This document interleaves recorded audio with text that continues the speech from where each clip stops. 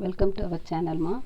இன்றைக்கி நம்ம என்ன பார்க்க போகிறோன்னா 8th ஸ்டாண்டர்ட் ஸ்டேட் போர்டில் ஹிஸ்ட்ரியில் second lesson from trade to territory அப்படிங்கிற பாடத்தை பற்றி நம்ம பார்க்க போகிறோம். சரியா? ஃபஸ்ட்டு இன்ட்ரொடக்ஷன் பாருங்கள்.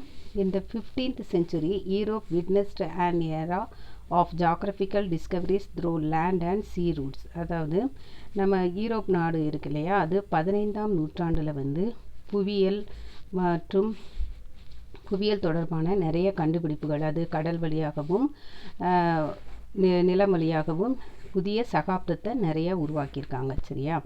In 1498 Vasco da Gama of Portugal discovered a new sea route from Europe to India.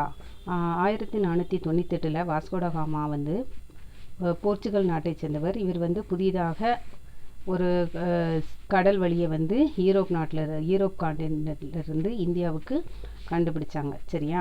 The main motive behind those discoveries was to maximum profit through trade and to establish political supremacy. இதனுடைய முக்கியமான நோக்கம் என்ன அப்படின்னு நம்ம பார்த்தோம்னா, அதிகமான அளவு லாபத்தை சம்பாதிக்கிறதும் மேலும் அரசியலில் மேலோங்கி இருக்கிறதும் தான் இந்த புதிய கண்டுபிடிப்புக்கான முக்கியமான நோக்கமாக இருந்தது. சரியா? The rule of East India Company in India became effective after the conquest of Bengal. East India Company இருக்குது, நம்ம பிரிட்டிஷ் ஈஸ்ட் இந்தியா கம்பெனி இருக்கு இல்லையா, அது இந்தியாவில் 1600 ஆரம்பித்தாங்க. அப்போ பெங்காலோடைய வெற்றி தான் அவங்க இந்தியாவில் தொடர்ந்து நிலை நிற்பதற்கு ஒரு காரணமாக இருந்தது. The main interest of the company in India was terrestrial and commercial expansion. சரியா?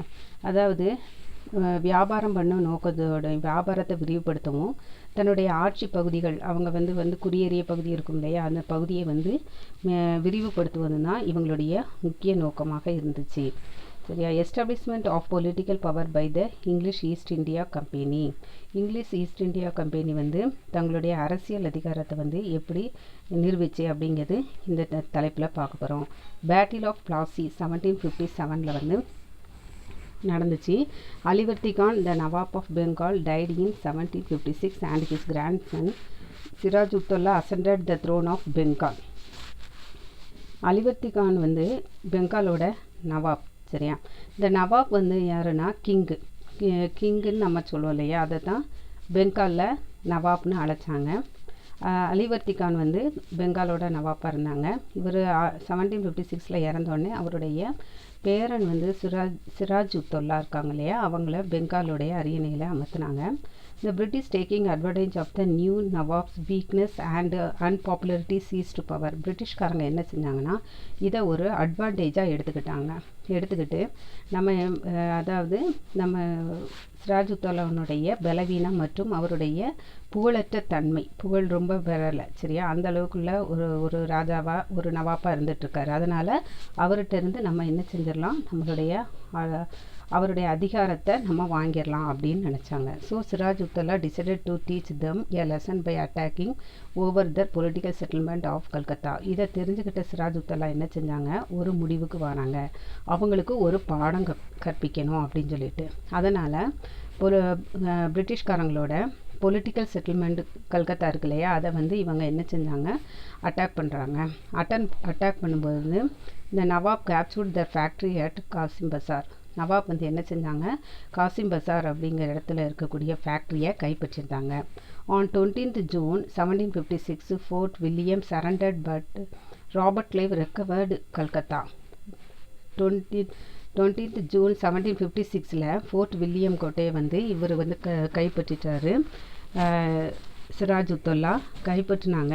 ஆனாலும் ராபர்ட் கிளைவ் மீண்டும் அதை என்ன செஞ்சுக்கிட்டாங்க, கல்கத்தாவை மீட்டுக்கிட்டார். சரியா?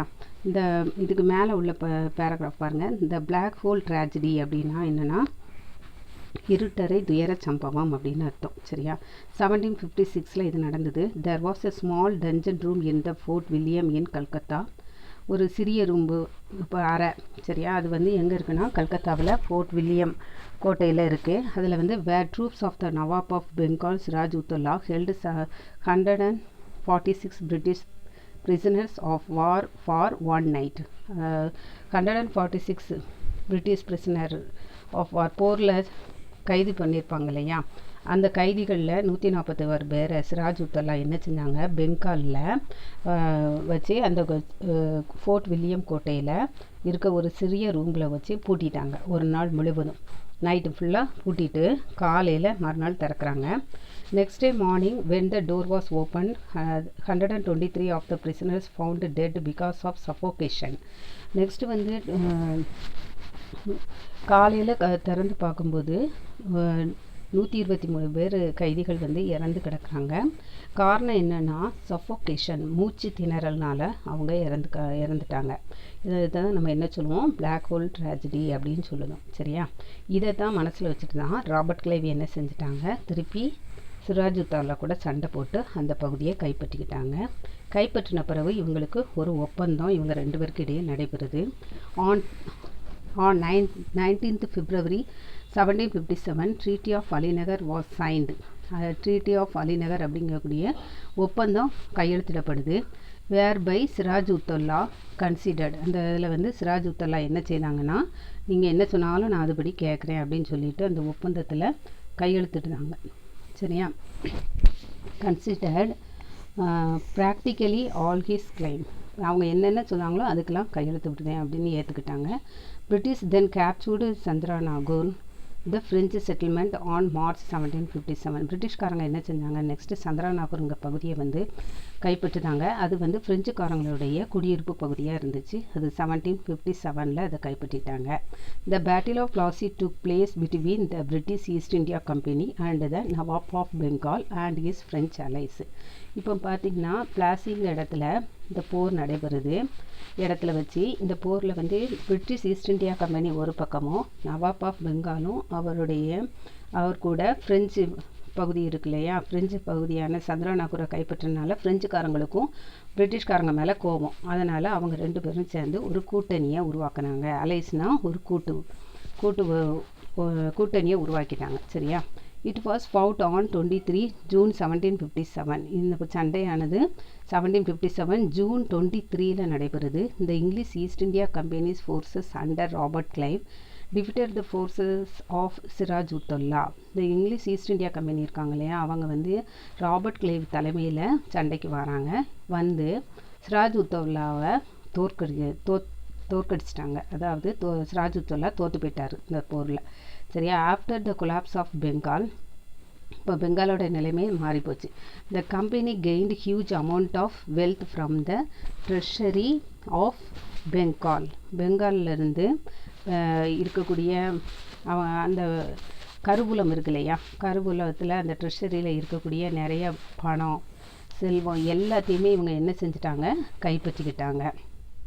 கைப்பற்றிக்கிட்டு அது யார், பிரிட்டிஷ்காரங்க வந்து அவ்வளோ பணத்தையும் எடுத்து பயன்படுத்திக்கிட்டாங்க. அது எதுக்கு பயன்படுத்தினாங்கன்னா, and used it to strengthen its military force. அவங்களுடைய படைகளை பலப்படுத்துவதற்காண்டி அதை பயன்படுத்தினாங்க. The beginning of the British political sway over India may be traced from the battle of Plassey. இந்த பிரிட்டிஷோட அரசியல் அதிகாரம் இருக்கு இல்லையா, அந்த ஸ்வேனா என்னது, ஆட்சி அதிகாரம் வந்து ஓவர் இந்தியாவின் மீது மேலோங்கி இருப்பதற்கு முதல் ஆரம்பமாக இருந்தது என்னதுன்னா, இந்த பேட்டில் ஆஃப் பிளாசி அப்படிங்கக்கூடிய போர் தான்.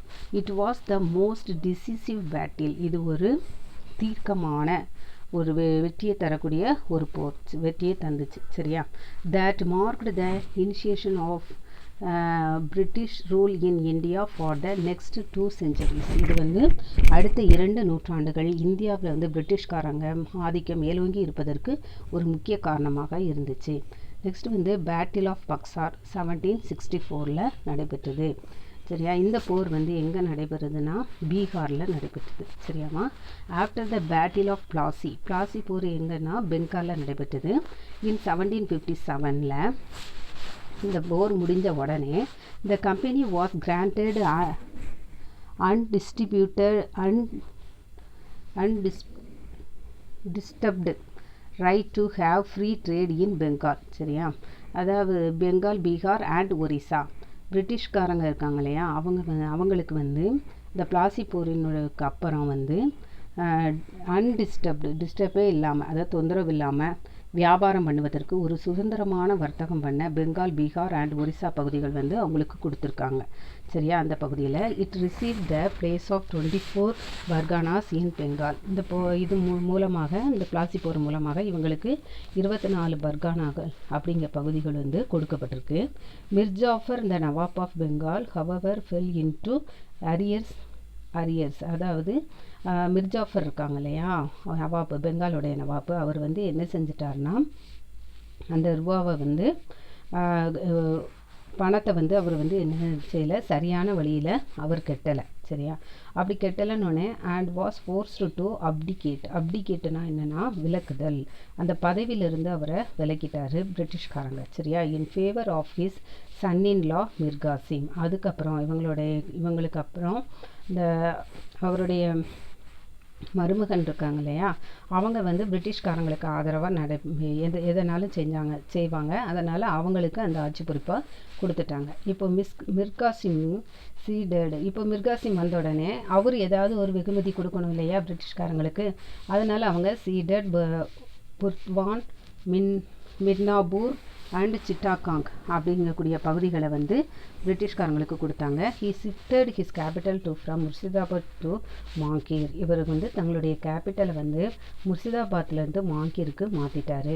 Mir Kasim soon revolted as he was angry with the British for misusing the dastaks. அதாவது பிரிட்டிஷ்காரங்க இருக்காங்க இல்லையா, அவங்க வந்து தஸ்தக் அப்படிங்கக்கூடிய ஒரு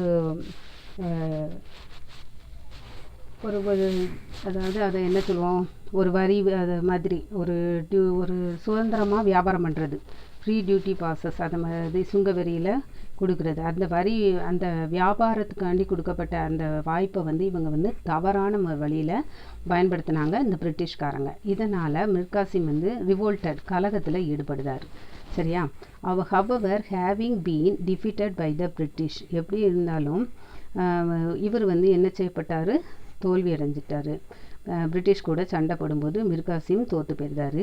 ஹி ஃப்ளட் டு அவுத். அவர் வந்து என்ன செஞ்சுருக்காரு, அயோத்திக்கு தப்பிச்சு போயிட்டாங்க. ஃப்ளட்டுனா தப்பித்து ஓடுதல், தப்பிச்சு போயிட்டாங்க. Where he formed a confederacy. அங்கே போய் ஒரு கூட்டணியை உருவாக்குறாரு. கான்ஃபெடரசினா ஒன்றா சேர்ந்து ஒரு கூட்டமைப்பை உருவாக்குறாரு. வித் சுஜாவுத்தல்லா அண்ட் ஷா ஆலம் அப்படிங்கக்கூடிய உங்களோட சேர்ந்து ஒரு கூட்டணியை உருவாக்கிட்டு இந்த பேட்டில் வாஸ் ஃபாட் ஆன் October 22. இவங்க எல்லாம் சேர்ந்து ஒரு சண்டைக்கு வராங்க. October 22, 1764 அட் பக்சாருங்க இடத்துல எ ஸ்மால் ஃபோர்ட்டிஃபைட் டவுன். இது வந்து என்னென்னா ஒரு சிறிய பாதுகாக்கப்பட்ட நகரம். அந்த இடத்துல வச்சு தான் வித்தின் த டெரிட்டரி ஆஃப் பீகாருடைய பகுதியில் இது ஒரு சிறிய பாதுகாக்கப்பட்ட ஒரு நகரம் தான் இந்த பாக்சார் அப்படிங்கிற இடம். இந்த இடத்துல வச்சு தான் இவங்களுக்கு சண்டை வருது. இந்த இடம் எங்கே இருக்குன்னா, located on the banks of the Gangas river.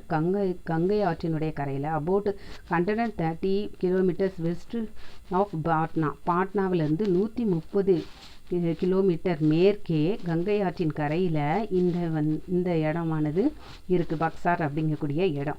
It was decisive victory for the British East India Company. இதுதான் என்னது, பிரிட்டிஷ்காரங்களுடைய ஒரு தீர்க்கமான வெற்றியாக இதை சொல்லலாம். Shuja-ud-Daulah, Shah Alam and Mir Kasim were defeated by General Hector Munro. இவர் வந்து என்ன செஞ்சாங்கன்னா, ஜெனரல் ஹெக்டர் மூன்ட்ரோ இருக்கார் இல்லையா, அவர் வந்து இவங்களை எல்லாத்தையும் தோற்கடிச்சிட்டு Mir Jafar was again placed on the throne. அப்புறம் மிர்ஜாஃபரை என்ன செஞ்சிட்டாங்க, அரியணையில் உட்கார வச்சுருந்தாங்க நவாப்பா. ஆன் மிர்ஜாஃபர்ஸ் டெத், மிர்ஜாஃபர்ஸ் இறந்த உடனே his son Nizam-ud-Daulah was placed on the throne and signed Allahabad treaty on 20th February 1765 by which the Nawab had to disband most of his army. இவர் மிர்ஜாஃபர் இறந்தோடனே நிசாமுத்தௌலா பதவிக்கு வந்த உடனே அவரை வந்து ஒரு ஒப்பந்தத்தில் கையெழுத்து போட வைக்காங்க பிரிட்டிஷ்காரங்க. அது என்னென்னா அலகாபாத் ட்ரீட்டி 20th February 1765 உருவாக்குறாங்க. இதில் படி என்ன செய்யணும்னா, நவாப்புக்கு தனியாக ஒரு படை வச்சுருந்தாங்கன்னா அதை கலைச்சிடணும். டிஸ்பேண்ட்னா கலைக்கிறது. மோஸ்ட் ஆஃப் ஹிஸ் ஆர்மி, அவங்க ஆர்மி எல்லாத்தையும் அவங்க கலைச்சிடணும். அவங்களுக்குன்னு எந்த ஒரு பாதுகாப்புக்காண்டி எதையும் வச்சுக்கிடக்கூடாது. And to administer Bengal through a deputy subedar nominated by the company. இந்த பெங்காலை அட்மினிஸ்டர்னா நிர்வாகம் பண்ணுறதுக்கு ஒரு டெபுட்டி சுபேதார் அப்படிங்கிற ஒரு ஆளை வந்து கம்பெனி வந்து என்ன செய்து நாமினேட்டட் அப்படின்னா நியமனம் செய்தாங்க. சரியா, இப்படி நியமனம் தான் செய்வாங்க. அவங்க தான் என்ன செய்யணும், பார்த்துக்கிடணும் நிர்வாகத்தை அப்படின்னு சொல்லியிருக்காங்க. அதுதான் அந்த ஒப்பந்தம். Robert Clive concluded 2 separate treaties. இப்போ வந்து ராபர்ட் கிளைவ் 2 வகையான ஒப்பந்தங்களை கையெழுத்து 2 பேர்கிட்ட தனித்தனியாக வாங்கிட்டார். With Shuja-ud-Daulah and Shah Alam second 2 பேர்ட்டையும் தனித்தனியாக ஒப்பந்தம் வாங்கிட்டாங்க. அது வந்து என்ன, dual system of government started in Bengal. இது மூலமாக இரட்டையாட்சி முறையானது பெங்காலில் ஆரம்பித்தது. சரியா, இது வந்து என்னென்னா சுஜாவுத்தல்லாவும் ஷாலமும் பேருக்கு தான் ராஜாவாக இருப்பாங்க. அவங்களுக்கு கீழே வந்து டெபுட்டி சுபேதார்னு ஒரு ஆளை நியமிக்காங்க இல்லையா கம்பெனி, அவங்க தான் என்ன செய்வாங்கன்னா நிர்வாகம் பண்ணுவாங்க. அப்போது ராஜாவாக உரிமையை நீ அனுபவிச்சுக்கலாம், செல்வ செழிப்போடு இருந்துக்கலாம், ஆனால் எந்த ஒரு நிர்வாக அதிகாரமும் உனக்கு கிடையாது. இந்த மாதிரியான ஒரு முறையை வந்து ராபர்ட் கிளைவ் வந்து கொண்டு வந்தாங்க. இதுக்கு பேர் தான் டியூல் சிஸ்டம் அப்படின்னு பேர். சரிம்மா, இந்த வீடியோ பிடிச்சிருந்தா லைக் பண்ணுங்கள், ஷேர் பண்ணுங்கள். தேங்க்யூ.